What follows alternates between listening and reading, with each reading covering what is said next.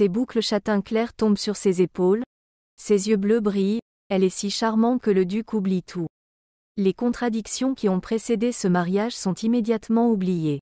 Mais l'héritier de la maison de Bade se réjouit en vain, il n'est tout simplement pas du goût de cette jeune Française. Fermez les portes devant mon mari, ordonna la princesse après le mariage, je porte son nom, mais je ne suis pas obligée de le porter moi-même. Stéphanie de Beauharnais naît à Versailles un mois après la Révolution française. La richesse n'existe plus, le titre n'a plus d'importance. Craignant d'être arrêtés, les parents de la jeune fille déménagent fréquemment. L'errance entraîne des pertes, sa mère tombe malade et, en 1791, elle n'est plus là. Le père prend alors une décision, confier Stéphanie à des religieuses et se réfugier pour un temps en Angleterre, afin d'y passer les temps difficiles. Hélas, les murs du monastère n'étaient pas aussi sûrs à l'époque révolutionnaire. Le pensionnat pour filles où se trouvait Stéphanie fut bientôt fermé. Les filles sont ramenées chez elle. Mais personne ne pouvait emmener mademoiselle de Beauharnais, ses parents étaient dispersés dans le monde entier ou enfermés dans des donjons. Stéphanie est donc partie vers le sud, à Périgueux, une ville relativement tranquille, avec ses 2 professeurs. La jeune fille est soignée du mieux qu'elle peut.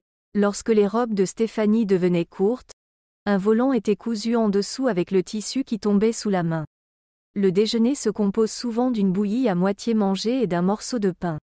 À Paris, pendant ce temps, sa tante, Joséphine de Beauharnais, est applaudie. Joséphine mentionne en passant l'orpheline à Napoléon en 1802. Elle ne s'en souvient peut-être pas, mais à ce moment-là, Claude de Beauharnais, le père de Stéphanie, revient d'Angleterre. Bonaparte donne immédiatement l'ordre de la retrouver et de l'amener au palais. C'est une parente. Les recherches ne tardent pas et, en janvier 1803, Stéphanie arrive à Paris. Elle est si maigre et si pâle que Joséphine est horrifiée. Assise à une table, la jeune fille avoue qu'elle a vu de la viande et des gâteaux pour la première fois de sa vie. Les années qui suivent sont consacrées à rattraper le temps perdu.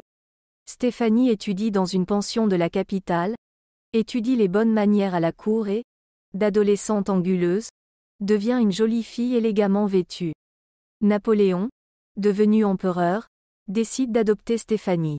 On s'adresse désormais à elle en l'appelant « Votre Altesse ». Elle devient princesse et on lui cherche un mari convenable. Le choix se porte sur un membre d'une famille noble, un descendant de la maison de Bade. Cependant, on lui demande d'épouser une princesse bavaroise, et la famille n'est pas ravie de cette union avec certains Beaugarnes. La fille de Joséphine, la princesse Hortense, courbe malencontreusement les lèvres. Elle n'aimait pas du tout une autre fille de son beau-père. Stéphanie doit également faire face à l'aversion des sœurs de Napoléon. La nouvelle est moquée ou, au contraire, ignorée par des filles. On ne peut qu'imaginer à quel point c'était difficile pour une jeune fille de 16 ans. Au cours de l'hiver 1806, Napoléon annonce qu'il s'est occupé de tout. Stéphanie épousera finalement le duc héritier de Bade. Il a 19 ans, il est apparenté au roi de Suède et il est assez beau.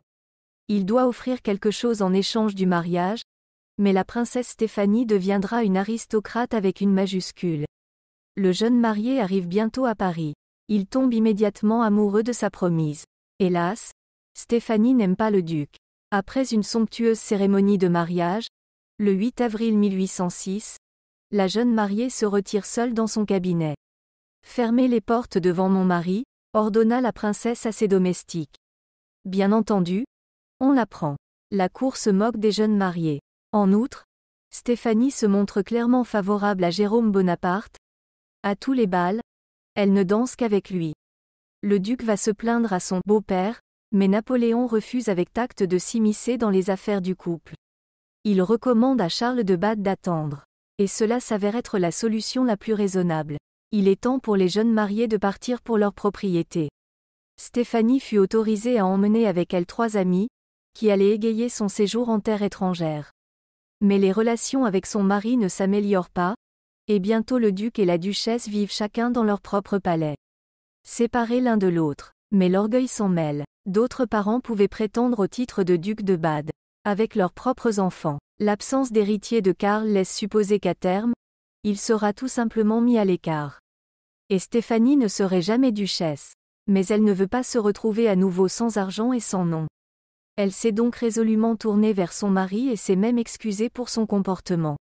Bientôt, leur premier enfant est né. Fait intéressant, 4 ans après le mariage, le couple Badensky est devenu un couple heureux. Karl n'a pas attendu quelques années en vain. Le duc et la duchesse s'adorent, et lorsque Karl ne devient plus, Stéphanie refuse catégoriquement de se remarier. À l'âge de 29 ans, elle prend une décision définitive, ne vivre que pour ses 3 filles, afin de conserver la mémoire de son mari bien-aimé. Elle vient plusieurs fois à Paris. Stéphanie de Beauharnais, grande duchesse de Bade, est chaleureusement accueillie par le prince Louis-Napoléon. Lorsque celui-ci devint Napoléon III, Stéphanie obtint le droit exclusif de se rendre au palais de l'Élysée chaque fois qu'elle le souhaitait. Elle meurt en 1860, mais les descendants de la duchesse vivent encore aujourd'hui. C'est d'ailleurs la petite-fille de Stéphanie qui est devenue la duchesse de Monaco. La maison Grimaldi a donc un lien direct avec la fille adoptée par Napoléon Bonaparte. Nous vous remercions de votre attention.